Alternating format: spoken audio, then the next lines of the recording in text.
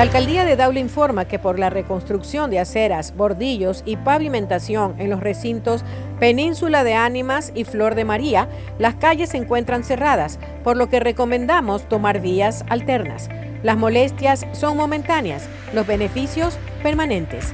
Alcaldía de Daule, autorización número 1149, CNE, elecciones 2023.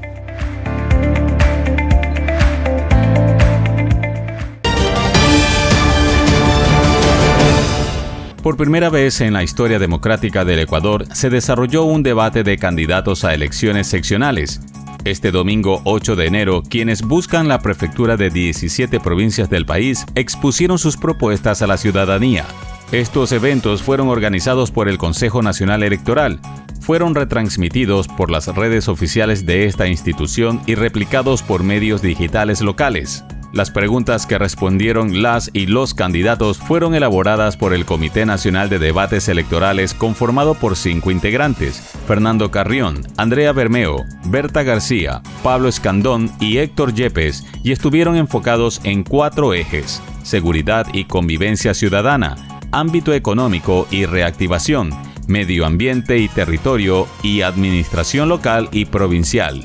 Finalmente tuvieron la oportunidad de enviar un último mensaje con el objetivo de que los mandantes puedan conocer más acerca de sus propuestas.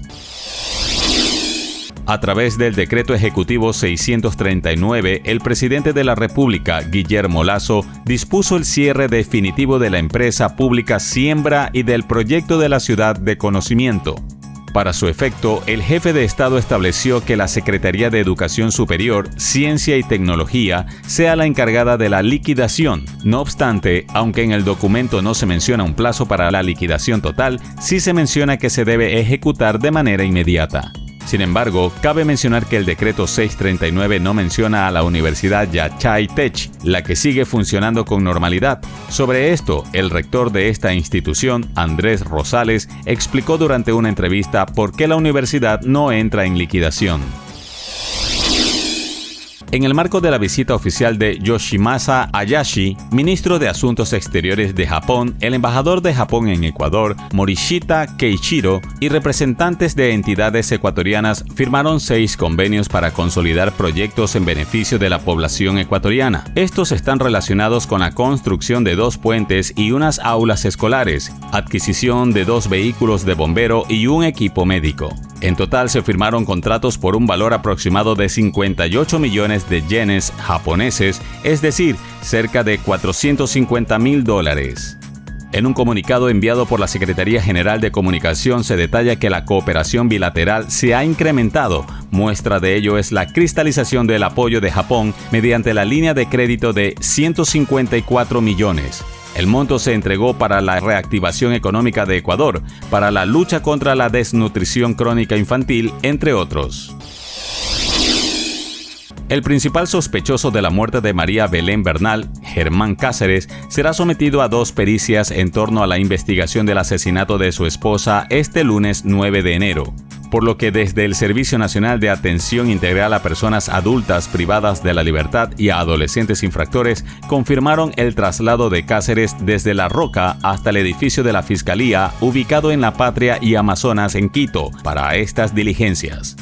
Se tiene previsto que la primera prueba que se le realice sea a partir de las 10:30 de la mañana y se enfocará en el entorno social, familiar y laboral, mientras que a partir de las 14 horas el procesado será sometido a una valoración psicológica y de rasgos de personalidad. La instrucción fiscal de este caso se extenderá hasta el 15 de enero. El hecho ocurrió en la cooperativa El Madrigal, cerca de la ciudadela Marta Bucarán de Roldós, en el norte de Guayaquil, en donde un camión se estrelló contra una vivienda.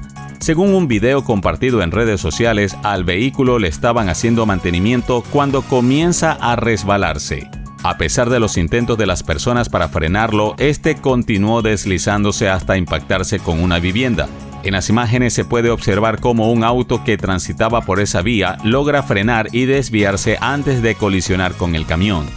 De momento, no se conoce de forma oficial si producto de este accidente se registraron personas heridas y el monto al que ascenderían los daños materiales.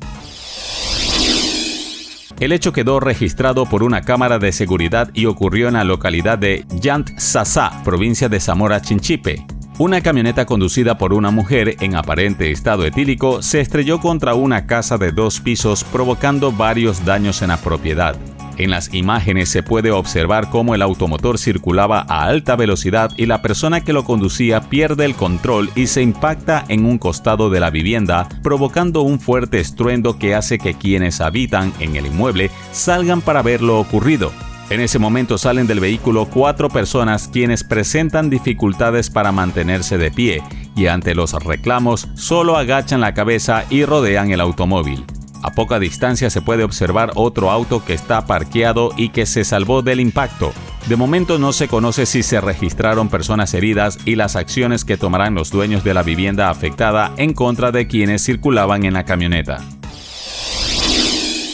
Josué Narváez Mendieta, hermano del alcalde de Durán, Dalton Narváez, permanece en cuidados intensivos con pronóstico reservado luego de que estuviera involucrado en un accidente de tránsito registrado la madrugada del sábado en la vía a San Borondón. Narváez iba en un vehículo que se impactó contra unas palmeras del parterre central en el kilómetro 10 de la vía, a la altura de la urbanización Ciudad Celeste. Tras el volcamiento, el hermano del burgomaestre fue trasladado a una casa de salud, mientras su acompañante, Natalie Melo Jiménez, falleció en el siniestro. Indicaron que Josué Narváez presenta múltiples traumatismos. Tiene coágulos en la cabeza, el tórax, las costillas rotas con complicación pulmonar y traumatismos en extremidad superior izquierda. Un total de 83 migrantes fueron hallados en una bodega de la carretera Apizaco-Atlangatepec del estado mexicano de Tlaxcala en su intento por llegar a Estados Unidos. Del número de personas intentando ingresar al país del norte, se conoce que 25 eran ecuatorianos, 41 de la India y 17 de Guatemala. El vocero del 1-800 migrante indicó que las personas secuestradas son menores de 25 años y su objetivo también era llegar al país gobernado por Joe Biden. Durante el Gran Premio Ciudad de Cuenca, prueba automovilística, se registraron varios accidentes, tras lo que se suspendió la carrera válida del domingo 8 de enero. Los momentos de los accidentes fueron registrados en video y compartidos en redes sociales por parte de medios locales. En los clips se ve que incluso varias personas resultaron afectadas por los percances de los vehículos participantes. Estefanía Veintimilla, jefa política del Cantón Cuenca, dispuso la suspensión definitiva del circuito debido a las condiciones meteorológicas y de seguridad que no eran las mejores para que la competencia se desarrolle con garantías. La tarde de este domingo 8 de enero se reportó un macabro hallazgo en la mitad del puente ubicado en la vía perimetral, a la altura de la entrada de la 21, cerca de la Florida Norte, en Guayaquil. Una cabeza humana envuelta en una funda plástica fue encontrada en esta infraestructura. Este hecho fue reportado a la policía del lugar, quien atendió a la emergencia y suspendió el tránsito por este acceso peatonal. Sin embargo, los testigos difundieron varias imágenes en redes sociales. Este no es un caso aislado, puesto que en los últimos días varias partes de cuerpos o personas desmembradas han sido abandonados en distintos sectores de Guayaquil. Además, también se han registrado varios sicariatos.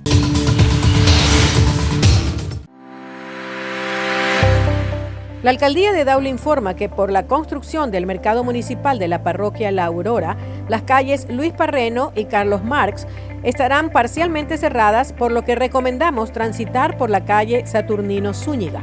Las molestias son momentáneas, los beneficios permanentes.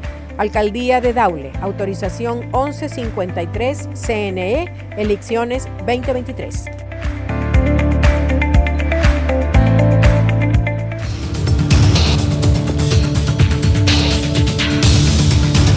Estamos enfrentando un flagelo de fentanil que tenemos que enfrentar, trabajando no solamente entre nosotros tres, pero también con otros países que suministran los insumos para producir fentanil. Nosotros vamos a estar hablando de la colaboración entre nuestras policías, nuestras agencias de inteligencia. Nosotros tendremos que ver cambios profundos y un progreso hacia elecciones libres y transparentes en este país. Yo lo veo muy lejos de la realidad de este momento, pero lo importante para nosotros es apoyar un proceso democrático dentro de Venezuela. En el extremo oeste de la frontera entre México y Estados Unidos, lamentaron los cambios anunciados en la política migratoria de la administración Biden, incluso el que permite pedir asilo vía electrónica. Son bienvenidos, pero pues llegan tarde, son excluyentes, ¿no? Porque no aplica para todos. Y aparte de muy poco alcance, ¿no? La Oficina Municipal de Atención al Migrante anticipa que la ampliación del título 42 a nacionalidades como Cuba, Nicaragua y Haití significa más deportaciones por esta zona, como ocurrió con los venezolanos, que obligó al ayuntamiento a abrir un albergue donde permanecen unas 160 personas. Su director dice que deja a los migrantes en el peor de dos mundos. No tienen apoyo de su gobierno. Y en México les va a costar trabajo adaptarse por carecer con documentos de identidad. Activistas locales y organismos internacionales han rechazado una y otra vez la vigencia del título 42. En esta situación pandémica en la que nos encontramos, debemos seguir luchando contra la xenofobia. El ayuntamiento estima que hay unos 9,000 aspirantes al asilo varados en Tijuana. Mientras la gente sigue intentando cruzar legal o ilegalmente la frontera, a pesar de los peligros. Muchos han quedado en el viaje, en el transcurso del camino, muchos paisanos venezolanos de diferentes lugares que se han ahogado en el río, se han caído del muro. José Luis, que ya intentó 3 veces, dice que la necesidad es mayor que el temor. Algunas organizaciones respaldan la decisión de Estados Unidos de frenar la migración irregular de nicaragüenses por la frontera sur e incluirlos en un programa que permite a un número limitado de migrantes de Venezuela, Cuba, Haití y Nicaragua ingresar de forma regular. Hablar de puertas totalmente cerradas sería exagerar. Creo yo que el gobierno de los Estados Unidos lo que está haciendo es regulando este ingreso. Para Pablo Cuevas, director de la Defensoría Nicaragüense de Derechos Humanos, la mayor preocupación son los migrantes varados en México. Creo que deberían de iniciar acercamientos entre los dos gobiernos para ver cómo facilitan la salida de estos compatriotas. Sin embargo, otros activistas de derechos humanos han mostrado su preocupación por el cambio en la política migratoria, debido a que podría afectar a los nicaragüenses que son víctimas de persecución del gobierno de Daniel Ortega. Lamentablemente las autoridades estadounidenses han decidido, ¿no?, hacer un cambio nuevamente en sus políticas migratorias, lo cual no solamente pone en riesgo a estas personas, sino también que aumentan el tema de la persecución. El gobierno de Managua hasta el momento no se ha pronunciado sobre la nueva medida de Washington. Según organizaciones de derechos humanos, en los últimos 5 años de conflicto sociopolítico, casi 500,000 de nicaragüenses han migrado principalmente a Costa Rica y Estados Unidos. Más dificultades para la solicitud de asilo implica el nuevo programa de la Casa Blanca que establece que esta protección debe ser solicitada antes de llegar a la frontera. Para ello, los migrantes de Nicaragua, Haití, Venezuela y Cuba necesitan un patrocinador y haberse sometido a una rigurosa verificación de antecedentes. El Departamento de Seguridad Nacional va a comenzar a preguntar a las personas si solicitaron asilo en alguno de los países por los que pasaron para llegar a la frontera con Estados Unidos. El director de políticas del American Immigration Council considera que la situación se vuelve un poco más complicada para quienes desde sus tiendas de campaña en Ciudad Juárez esperaban cambios en las regulaciones. Incluso si este programa de permiso humanitario solo tomara unas pocas semanas, eso puede ser demasiado tiempo para algunas personas y algunos pueden tener que huir de sus hogares para buscar seguridad en Estados Unidos antes de poder llegar aquí. A lo que se suma que deben tener un contacto con estatus legal que los patrocine en Estados Unidos y recursos económicos para comprar un tiquete de avión y entrar hacia el país. Expertos consultados por La Voz de América coinciden en que la medida tendrá un impacto limitado en el flujo migratorio actual. La mayoría de los asilados huyen de algún tipo de persecución en su país de origen y por eso se fueron en primer lugar. Si hubieran tenido la oportunidad, el tiempo y los recursos para presentar un caso de asilo desde casa, probablemente ya lo habrían hecho antes de arriesgar sus vidas al cruzar el Río Grande. No se está viendo que aumenten las cifras de deportación de acuerdo con la cantidad de personas que ingresan ilegalmente. Entonces, hasta que no veamos que se apliquen operaciones reales de expulsión de manera significativa, probablemente no veremos ningún cambio en el número de personas que vienen a la frontera. México ha acordado la recepción de 30,000 migrantes al mes que serían devueltos tras presentarse. Aún no está claro qué pasará una vez se exceda esa cifra mensual. Decenas de balsas en los Cayos de Florida evidencian la llegada a Estados Unidos de cientos de inmigrantes en embarcaciones precarias, principalmente procedentes de Cuba. Los sobrevivientes al pisar el suelo estadounidense suelen celebrar. En ese momento me crecí. Sí. Eché para adelante, pero hubieron momentos que tuve mucho miedo y que lloré, porque nos vimos perdidos. Me vi muerta, ahogada, comida por tiburones, nos perdimos. No teníamos brújula, los GPS se nos quedaron sin carga. Más de 700 migrantes cubanos y haitianos han llegado a través del Golfo hasta Florida en las últimas 2 semanas, de acuerdo con las autoridades de protección de frontera. Los residentes en estas localidades costeras expresan asombro. Me rompe el corazón. Solo sé que cuando veo estos barcos que se acercan, pienso en las luchas de estas personas y solo espero que todos estén a salvo y que estemos haciendo lo mejor por estas personas. Una vez en suelo estadounidense, los inmigrantes que llegan a estas costas son puestos en custodia federal. Los retenidos deben cumplir los requisitos legales antes de presentar una solicitud de asilo. El secretario de Seguridad Nacional, Alejandro Mayorkas, dijo a La Voz de América que se mantendrá el despliegue de la Guardia Costera para interceptar estas embarcaciones. Lo estamos observando muy de cerca. Sería un grave error que la gente lo hiciera. No tendrán éxito. Ejerceremos nuestras autoridades legales. Las personas que toman estos caminos irregulares, estos caminos peligrosos, no solo arriesgaron su vida, sino que arriesgaron su vida solo para fracasar en su misión. Han pasado 2 años desde uno de los días más oscuros de la historia de Estados Unidos, el ataque contra el Capitolio. El 6 de enero de 2021, miles de partidarios del expresidente Donald Trump intentaron interrumpir la certificación electoral de las presidenciales 2020. Para recordar el trágico evento que causó la muerte de 5 personas, el presidente Joe Biden otorgó la medalla presidencial de ciudadanos a una docena de individuos que resistieron los esfuerzos para anular las elecciones presidenciales. Defender y proteger nuestra democracia también significa que, a pesar de nuestras diferencias de opinión, debemos decir claramente, con una voz unida, que no hay lugar en Estados Unidos para la intimidación de los votantes. Cero, nunca. Y la violencia política son completamente contrarios a la noción de democracia. Y en el Congreso, los legisladores también recordaron el ataque y a los agentes que defendieron el Capitolio, incluyendo a quienes fallecieron en la refriega.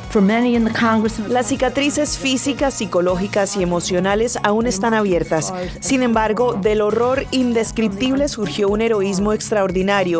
Más de 950 personas han sido acusadas por la insurrección y 192 fueron ya condenadas. En el último año, un comité de la Cámara de Representantes investigó extensivamente los hechos y sus posibles culpables, afirmando que el expresidente Donald Trump fue el principal responsable. El presidente Trump encendió la llama, echó gasolina al fuego y se sentó en el comedor de la Casa Blanca durante horas viendo cómo ardía el fuego. A pesar de que el presidente siempre se ha definido inocente, el comité recomendó el mes pasado al Departamento de Justicia formular cargos criminales contra el exmandatario republicano. Televisores gigantescos de alta resolución dan la bienvenida a los asistentes de la feria. Entre las novedades de este año, el primer televisor inalámbrico de LG de 97 pulgadas. Pero además de un mar de pantallas, la inteligencia artificial está presente en todo tipo de dispositivos, autos y hogares conectados. Juan Carlos Pedreira es experto en tecnología. Esa tecnología que cada vez se hace más inteligente al nivel de que muchos productos ya, como empresas como Samsung, están comenzando a integrar estos sistemas para personalizar la experiencia de los usuarios de estos equipos tecnológicos. No solo con comandos verbales, pero adaptándose a los hábitos del consumidor. Google presentó sus propias novedades, incluyendo una ampliación de su ecosistema Android para conectividad del hogar y Android Auto, que incorpora mapas de alta resolución, permite llamadas por WhatsApp y próximamente llaves digitales para el auto que pueden ser compartidas. Google va a estar integrado aún más día a día en cómo te podemos ayudar en tu casa, en tu carro, en el trabajo, cómo te comunicas, cómo te transportas. Y asistentes de la Feria de Tecnología también pueden transportarse a un mundo virtual. En varias exhibiciones que muestran aplicaciones del metaverso, se hacen demostraciones de realidad virtual mediante el uso de visores y guantes ápticos que te permiten sentir e interactuar con objetos virtuales. Estas son imágenes de deforestación e incendios en el principal bosque tropical del mundo. En los últimos 3 años, esta rutina de destrucción se ha vuelto frecuente y ha batido récords en la Amazonía. Brasil ha perdido un área de 31.000 kilómetros cuadrados de vegetación nativa. Es un área equivalente al tamaño de Bélgica. Brasil no tiene una política ambiental hoy en día. Lo que tenemos es una agenda para la destrucción ambiental. El delito ambiental siempre existió, pero nunca tuvo un compañero sentado en la silla presidencial. El nuevo presidente, Luiz Inácio Lula da Silva, prometió a los líderes mundiales que Brasil eliminará la deforestación ilegal para 2030. Entre 2004 y 2012, redujimos la tasa de deforestación en la Amazonía en un 83%.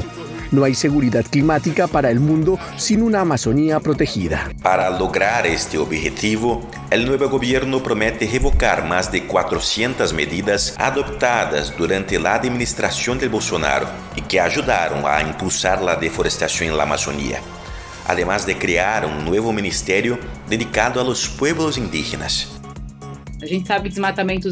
Son acciones iniciales pero fundamentales para contener la destrucción de la Amazonía.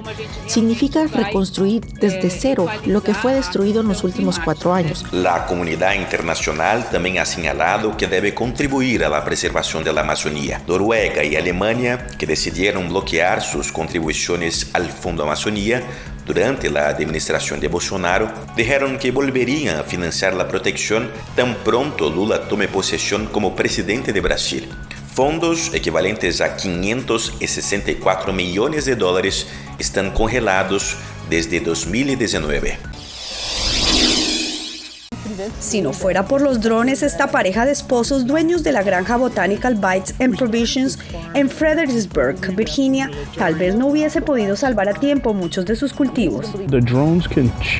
Los drones nos pueden mostrar que hay un problema en un área específica, así que ya no tenemos que salir y examinar cada uno de los cultivos. Podemos salir y abordar directamente un área específica. Gracias a que ahora son más accesibles al bolsillo del público, estos aparatos están cambiando la manera de cultivar la tierra y ahorrar recursos. Él usa el dron para descubrir que nuestros cultivos están muriendo en un área determinada. Eso generalmente significa que la línea de agua ha sido masticada por una marmota o algún otro roedor. Y sabes, así él puede salir y reemplazarlo rápidamente antes de que muera toda la hilera de cultivos. Los esposos se educaron con varios cursos de agricultura y conectaron con otros granjeros, y ahora son también expertos en el manejo de los drones, que comenzaron a usar hace 5 años. Creo que los drones y otras tecnologías no le quitan nada al lado humano de la agricultura. Creo que le suma porque liberan tiempo y trabajo para hacer más y mejores cosas en su finca. En algún punto, Thomas Robertson, un ex militar, pensó que no regresaría a trabajar en el campo, pero la tecnología ha hecho más eficiente el uso de su tiempo en la granja y reafirmó su decisión de volver a cultivar.